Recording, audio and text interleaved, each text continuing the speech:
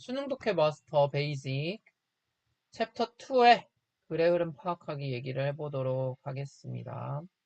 우리가 전 시간에서는 글이 어떤 식으로 이루어져 있는지, 구성이 되어 있는지, 주제문과 부충 설명문이 뭔지, 주제문 어떻게 찾아야 되는지 이런 거 얘기했습니다. 자, 그리고 또 중요한 점이 뭐냐? 글을 내가 이해하기 위해서, 잘 이해하기 위해서는 흐름을 좀 잘 볼 수 있어야 된다고요. 그래서 지금 이번에는 글의 흐름을 나타내는 그런 표현들, 어떤 것들이 있는지, 그리고 어떤 식으로 흘러가는지, 그런 거를 배워보도록 할 겁니다. 그런 거를 잘 알아야지, 잘 구분할 수 있어야지 이 글이 제대로 읽힌다고요. 글은 반전으로 넘어갔는데, 반대되는 내용으로 넘어갔는데, 난 그걸 생각하지 않고 계속 똑같은 순접이라고, 같은 맥락이 이어진다라고 생각을 하고 글을 읽고 있으면, 엥? 띠용? 이렇게 된다고요. 자, 가보도록 합시다. 첫 번째, 연결사를 통해서 글의 흐름을 우리가 파악을 할 수 있겠죠. 기본이죠. 자, 선생님, 안 연결사 보여요. 중에서 예시를 나타내주는 애들이 있죠. For example, for instance, example, 뭐 any case, 뭐 in something case, 뭐 이런 식으로. 쌤? 그렇게, 야, 안 보여요. 네, 네, 네, 보이시죠? 그래서 이런 식으로 예시를 나타내는 표현이 있고요. 자, 선생님이 이것도 어쨌든 주제문 찾는 거랑 일맥상통한다라고 말씀을 드렸죠. 왜? 자, 우리 예시를 왜 들어줘? 예시를 왜 들어줘? 설명해 주려고. 맞아요. 내가 말하고자 하는 말에 조금 더 설득력을 높이기 위해서, 이해력을 돕기 위해서 예를 들어주는 거잖아. 예시가 나왔다는 얘기는 뭔 소리야? 예시의 앞이나 혹은 예시가 끝나고 뒤나 거기가 주제문일 가능성이 높다라는 거지. 아까 우리가 문제 풀었던 것처럼. 그죠? 그래서 네. 이런 접속사들이 나왔다 그러면 앞에 있는 문장이나 혹은 예시가 끝나고 다음 문장들 이런 거 좀 잘 보셔야 됩니다. 네. 예문을 한번 볼까요? Many animals have a remarkable survival instinct. For example이 나왔어. 그럼 뭔 소리야? 여기서부터 예시를 들어주는 건데 뭐에 대한 예시라는 거야? 생존 본능에 대한 예시구나. 그래서 얘는 결국 뭐에 대한 얘기를 하고 싶은 거야? 동물들은 생존 본능이 있구나. 이게 주제라는 거지. You get it? 네. 자, 두 번째는 열거를 나타내는 단어들입니다. 열거라는 건 뭐예요? 쉽게 말하면 나열하는 거. 나열하는 거. 그럼 나열하는 거 보통 언제가 많이 나오겠니? 예시 같은 거 들어줄 때 많이 나오겠지. 그지? 그래서 어떤 사건에 대해서, 상황에 대해서 이런 사례가 있어. A, B, C, D 이런 식으로. 그렇죠? 그래서 열거가 보통은 예시에 많이 나오고요. 얘네들이 나왔을 때는 전체적으로 열거가 끝나고 나서 혹은 열거가 시작하기 전에 주제문을 찾으면 된다라는 거죠. 이런 표현들이 나오면 열거가 되는구나. 그쵸? 이런 거는 어려운 거 아니니까. 그래서 선생님이 나중에 이제 우리 지문 독해 많이 하다 보면 이런 거 많이 나올 거예요. Also, in addition. 그냥 단순히 또한 이렇게 해석하고 넘어가는 게 아니라 얘가 가지는 역할, 얘네들이 하는 역할이 뭔지를 생각을 하셔야 된다고요. 아시겠죠? first 같은 거는 이제 예시를 시작하겠구나. also라는 말은 뭐예요? 앞에 했던 맥락에 비슷한 말을 또 다른 걸 하겠구나. 열거라는 거지. in addition은 뭐야? 게다가 덧붙여서 이런 뜻이잖아요. 똑같은 말인 거죠. 그러니까 얘네들이 그냥 단순히 한국말로 어떻게 해석해야지가 끝이 아니라 얘네들이 가진 역할이 뭔지를 보고 글의 흐름을 문장마다 얘네들이 어떤 역할이지 어떤 관계지를 따져야 된다고요. 그래야지 글이 쉽게 보여요.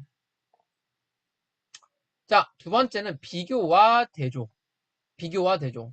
비교도 중요하지만 대조가 사실은 상당히 중요하죠. 우리 앞에서 주제문 찾을 때 뭐 찾으라고 그랬어? 반전 접속사. 그지? 그런 맥락입니다. 그런 맥락. 자, 비교를 알려주는 것부터 얘기를 해보면 in comparison, 비교하자면 similarly, 비슷하게, likewise, 마찬가지로 in the same way, 같은 방식으로. 그래서 뭐 얘기야? 얘네들이 말하고자 하는 건 뭐야? 앞에 있는 거랑 뒤에 있는 거랑 한번 비교를 한번 해보자. 그런 얘기를 하는 거지. 대신 얘네들은 뭐야? 비슷하다라는 거죠. 비슷하다라는 거. 자, cats sleep for up to 16 hours a day to conserve energy. 에너지를 보존하기 위해서 16시간을 잔대. 자, similarly라고 나왔어. 그러면은 앞에서 말했던 고양이가 많은 잠을 잔다 라는 내용과 비슷하게 다른 예시가 또 나올 거라는 걸 우리가 예상할 수 있다라는 거죠. 네. 그죠? 그리고 얘도 마찬가지야. similarly라는 단어가 나왔다라는 거는 앞에 있는 내용과 뒤에 있는 내용이 비슷하다라는 거지. 그럼 결국에 내가 혹시라도 앞에 있는 내용을 이해를 했는데 뒤에 있는 내용을 이해 못했다? 당황하지 마시고요. 그냥 앞에 있는 것만 생각하고 가셔도 된다고요. 반대로 앞에 있는 내용을 내가 이해를 못했는데 similarly라고 나오면서 뒤에 있는 내용을 내가 이해를 했어. 그러면 앞에 있는 내용을 몰랐더라고 할지라도 얘를 보고서 가시면 된다고요. 자, 대조를 나타내는 것들. In contrast, on the contrary, on the other hand, however, whereas, but, where, yet 이런 것들. 이건 뭔 소리야? 앞에 있는 대상과 뒤에 있는 대상이 차이가 있다 라고 얘기를 하는 거죠. 마찬가지로 앞에 있는 것과 뒤에 있는 게 내용이 반대되겠구나, 대조겠구나 라고 유출할 수 있다는 거지. 그럼 앞에 있는 내용을 내가 이해를 했어? 뒤에 있는 내용을 이해 못했어? 그럼 얘가 반대되는 내용을 얘기하는 거구나. 이렇게 판단하고 갈 수 있다는 거죠. 자, 볼까요 한번? extrovert. extrovert가 뭐예요? 외향적인. 너네 MBTI 얘기 많이 하잖아. 요즘에는 이제 조금 덜 하긴 하죠. 그래도 처음 사람 만나면은 MBTI 물어보기도 하고 하잖아요. 그죠? MBTI에서 뭐야? I냐 E냐 많이 얘기하지. 이 네. I가 뭐에서 나온 거냐? 여기야. extrovert에서 나온 거야. 외향적인. I는 어디서 나온 거야? introvert에서 나온 거예요. 이런 거 하면 재밌지 않니? 왜 그 단어가 이렇게 쓰이는 건지, 왜 어디서 유래했는지? 그래요. 나만 재밌어요. 자, 계속 가볼게요. extrovert는 외향적인 사람은 에너지를 얻는다. 사회 작용에서, 상호작용에서. 자, in contrast가 나오는 순간 나는 뭐 생각나? 그럼 I 나오겠구나. 그지? feel drained. 기가 빨린다는 거죠. 기가 빨린다고요. 오랜 장시간의 사회적인 활동 같은 거에서 기가 빨린다고요. 반대다라는 거 알겠죠? 자, 네. 다음은요. 인과관계. 인과관계가 뭔데?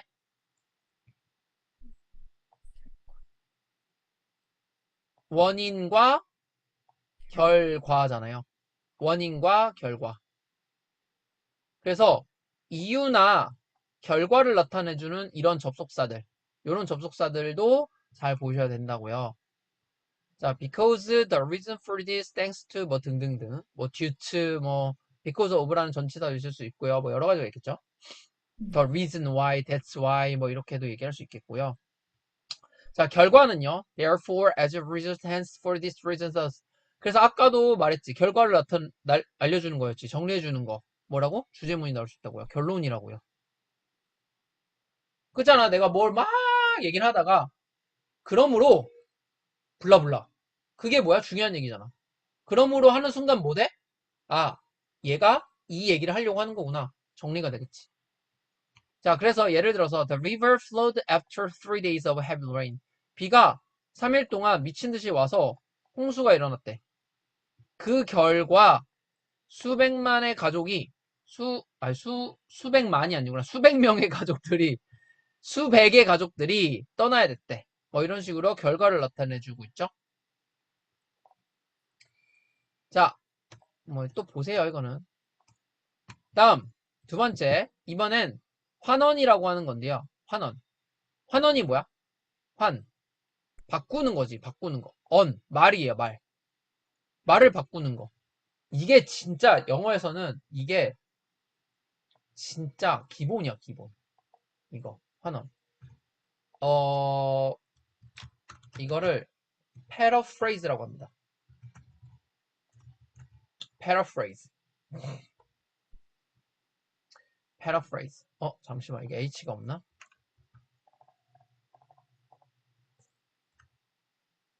있는 것 같은데요. 어쨌든 그래서 뭐냐, 말 바꾸는 거라는 게 뭔 소리냐면 같은 얘기를 하는 건데도 단어를 다르게 쓰거나 표현을 다르게 하거나 그런 식으로 문장 구조를 다르게 하거나 다르게 써요. 영어는 똑같은 말을, 똑같은 단어를 똑같이 쓰지 않아. 알지? 네. 그래서 우리 첫 번째 시간에도 소재 찾는 거 했었죠. 소재 찾는 거. 소재 찾는 거 할 때 뭐였어? 같은 단어가 반복된다고 했지. 네. 근데 실제로 어떻게 됐어? 같은 단어가 아니라 다른 단어로 바뀌어서 나왔죠. 그죠? 그게 이거죠. 이해되셈?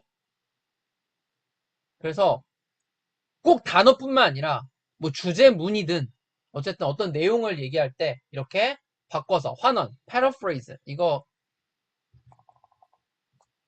P입니다. P. paraphrase가 될 거다. 아시겠죠?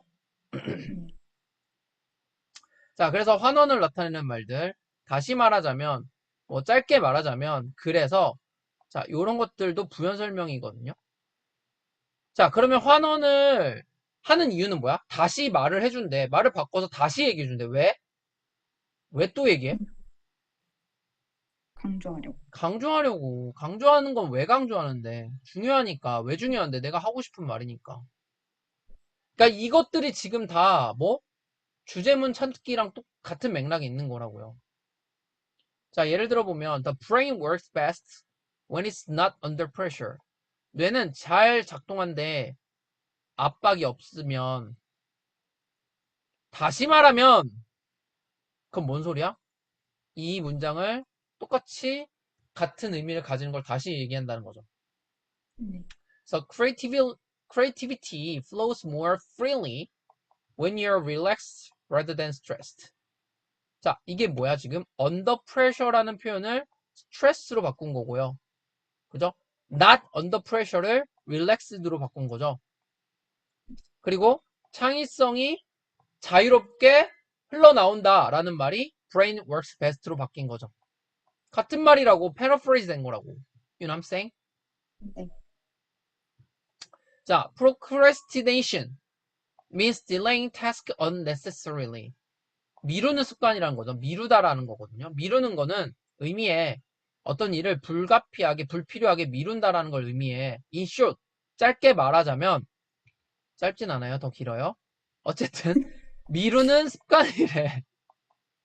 네가 해야 되는 걸, 지금 해야 되는 걸 미루는 습관이래. 자, 똑같은 말이죠. 미루는 습관이라는 말을 procrastination이라는 말을 풀어서 이렇게 썼고요. 네가 해야 되는 걸 뭐예요? 태스크. 이렇게 바꾼 거죠. 이게 paraphrase고 이게 환원이라고요. You know what I'm saying? 네. 네. 자, 그리고 마찬가지로 글은 절차 순서대로 진행이 되는 경우가 있고요. 이런 단어들을 보면 우리가 절차 순서를 나타내는 거구나라고 알 수 있다라는 거지. 사실 이런 거는 그렇게 중요한 내용은 아닐 수 있어. 이런 거는. 네. 그 다음에 또 두 번째는 시간 순서대로 글이 흘러가는 경우도 있죠. 특히 이런 문제는 내용일치 문제에서 많이 나오겠죠. 내용일치 문제에서. 이렇게 시간 순서대로 흘러갈 수도 있구나. 자, 그런데 무조건 연결사가 있는 거냐? 아니요, 없는 경우도 있어요. 자, 여기에 있는 지금 우리 관사나 대명사 이런 것들을 통해서도 순서를 우리가 판단을 할 수가 있습니다. 자, 관사는 크게 두 가지가 있죠. 뭐가 있어? 부정관사와 정관사가 있죠. 부정관사와 정관사의 의미가 뭔데? 부정관사는 뭐야? 안 정해져 있는 거. 맞아요. 정해져 있지 않은 어떤 대상 앞에, 대상, 명사 앞에 쓰는 거죠. 정관사는요? 정해져 있는. 맞아요. 정해져 있는 대상 앞에. 자, 그러면 생각해봐. 부정관사가 나왔다라는 거는 이 단어가, 이 말이 처음 났다라는 거지. 물론 이거 말고도 다른 의미로 쓰이는 것들도 있긴 있죠. 네, 근데 그걸 제외하고 일단은 얘는 처음 나왔다는 거지. 그리고 정관사가 나왔다는 건 뭔 소리야? 얘를 나타내는 뭔가의 명사가 앞에 이미 있었다라는 거지. 음, 그래서 우리가 순서 배열이나 문장 삽입 같은 문제를 풀 때 요런 관사들을 잘 보시면 순서를 알 수 있다고요. 그러니까 정관사가 나왔는데 얘를 가리키는 명사가 앞에 있었다? 그럼 걔는 얘보다 이 정관사가 있는 단어가 나온 문장보다 더 먼저 나와야 된다는 거지. 그런 식으로 순서 배열이나 문장 삽입할 때 유용하게 쓸 수 있고요.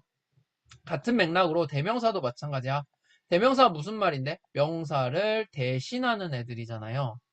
네. 그러니까 선생님이 누누이 얘기하지. 대명사가 나오면 무조건 가리키는 명사가 뭔지 찾아라. 그래야지 흐름이 파악이 된다고요. 대명사가 나왔다는 건 이 대명사가 가리키는 명사가 앞에 있을 거라고요. 그 명사가 뭔지를 찾으면 그 명사가 있는 문장은 이 대명사가 있는 문장보다 먼저 나와야 된다고. 그렇게 해서 우리가 전후 관계를 따질 수 있는 거예요. 이해되세요? 네. 예시를 한번 볼까요? 자, our scientists discover a new species of frog in the Amazon rainforest. 아마존 열대 숲에서 새로운 종류의 개구리를 발견을 했대. 자, 얘 어떻게 돼 있어? A new species of frog야. The frog has bright blue spots and produces a mild toxin. The frog라고 했잖아. 그럼 얘가 이미 앞에서 한 번은 언급이 돼 있었어야 되겠지. 어디야? 여기죠. 그 다음에 researchers believe it evolved this defense mechanism to ward off predator. 자, 여기서 뭐라고 했어? 그것이라고 했죠? 그것은 진화한대요. 이 방어 기제를 발전시킨대. 그것이 뭔데요? 당연히 프로그겠죠. 앞에서 말하는 명사를 받아주고 있는 거죠. 그래서 이렇게 앞에 있는 명사 어떤 걸 받아주냐를 보시고 순서를 우리가 찾을 수 있다는 거예요. 네, 여기까지. 다음 시간부터는 이제 문장의 유형별로, 문제 유형별로 어떻게 풀어야 되는지 자세하게 얘기를 해보도록 할 거고요. 오늘은 일단은 여기 글의 흐름,